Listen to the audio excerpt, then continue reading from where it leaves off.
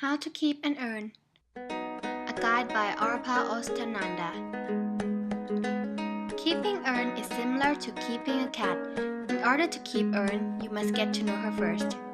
Earn is born on 10th of September 1992. She is now 20 years old, which is about 2 years old in a cat's year.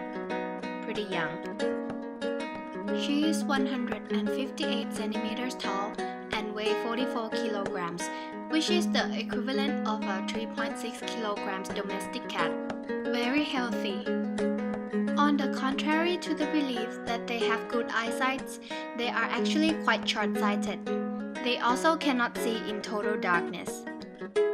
Earn and cats are mostly solitary beings, doing things their own pace, waking up and going out whenever they want, although they enjoy socialization from time to time. Earn is required to eat 3 meals a day, one more than those of a cat. She can take up to 700 grams per meal, while cats can only take 200 grams. Both Earn and cats should not be fed with milk, raw fish, and vegetables, especially onions. Earn's meal should mainly consist of protein and carbohydrate. The most important aspect of keeping Earn is to give her lots of love and affection. Make her happy every day.